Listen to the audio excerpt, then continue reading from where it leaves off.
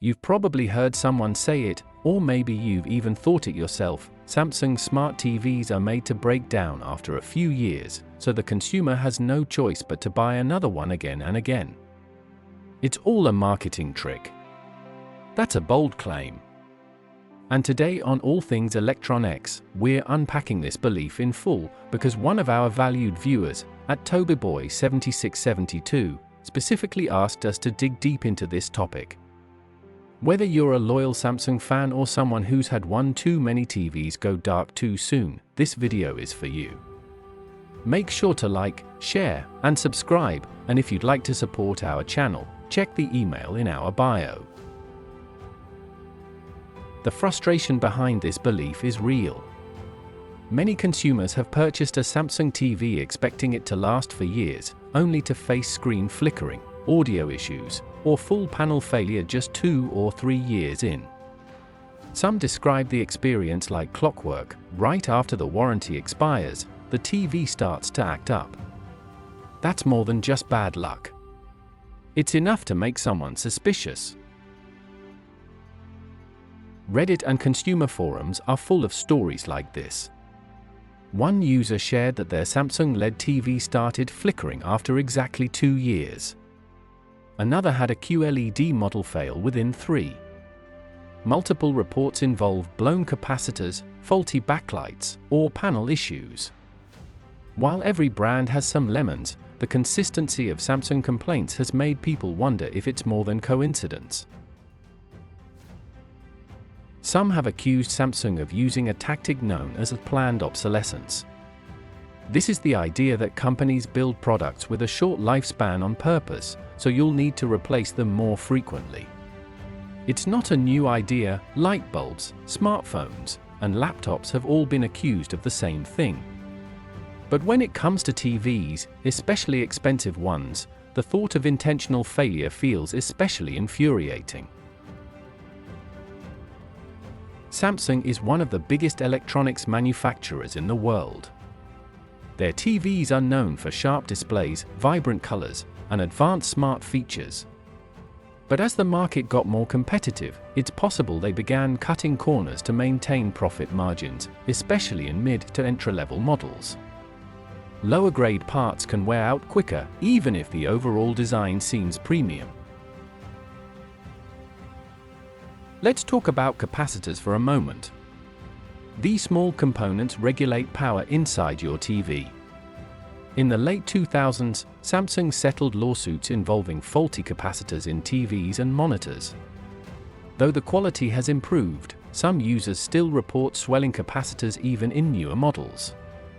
This isn't necessarily planned obsolescence, but it's definitely poor quality control. What about software support? Samsung TVs receive Tizen OS updates, but some users complain their TVs slow down or become glitchy as newer versions roll out.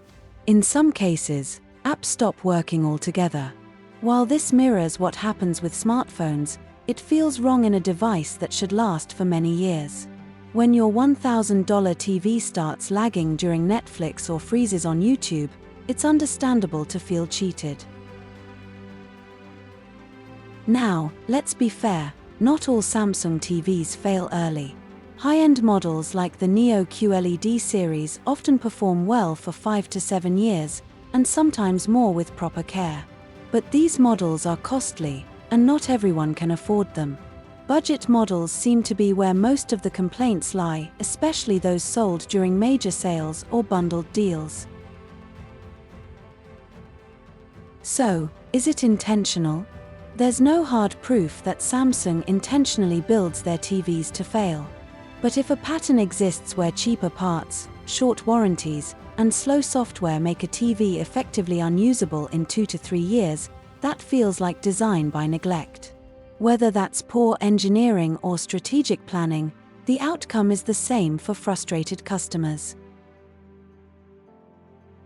When a consumer experiences 2 or more Samsung TVs failing around the same time frame, they're less likely to believe it's bad luck and more likely to believe the system is rigged. That creates distrust. And yet, many go back to Samsung. Why? Because the brand is everywhere, the features are appealing, and the image quality is excellent, at least while it lasts. Some argue this is a marketing cycle.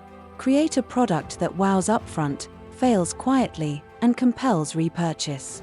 With flashier designs and smarter interfaces, customers feel like they're upgrading, when in reality, they're replacing what shouldn't have failed in the first place. This is why extended warranties and third-party coverage are now common recommendations for smart TV buyers. Samsung's standard warranty is just 12 months. That doesn't align with the expected 7 to 10-year life of a TV. If failure right after warranty is common, consumers are right to feel suspicious and angry. To be fair, Samsung isn't the only brand facing this criticism. LG, Hisense, TCL, and even Sony have had complaints. But Samsung's scale and the number of units sold puts their flaws in sharper focus. It's not just about how many fail, but how consistently and how soon. Still, Samsung has loyal users who've had their sets for 8+ years. Their QD OLED and Neo QLED models have shown high durability in testing. But the average user buying a mid-range or budget model might not have the same experience. So while Samsung can build quality, it seems they don't always do it consistently across the board. This all boils down to trust. Customers want transparency and reliability. When they start noticing a pattern of failure just outside warranty, their faith in the brand erodes. Especially when repairs cost nearly as much as a replacement. That's not sustainability, that's frustration. So what can you do? First, research the specific model before buying. Read reviews not just at launch, but from owners 2 to 3 years later. Second, invest in extended protection if you're buying a mid-tier TV. Third, monitor the TV's performance and store purchase receipts and warranty info in a safe place. Lastly, if your Samsung TV fails early, report it both to Samsung and consumer forums. The more awareness that's raised, the more pressure there is on companies to improve. When enough people speak up, things can change. And ultimately, that's what every consumer deserves: honesty, reliability, and respect for their investment. Thank you for watching this honest deep dive on Samsung TVs. We're not here to bash or promote, we're here to inform. If you found this video helpful, please subscribe, share, and support us through the email in our channel bio. Let us know your TV experience in the comments. Until next time, stay smart, stay informed, and never settle for less.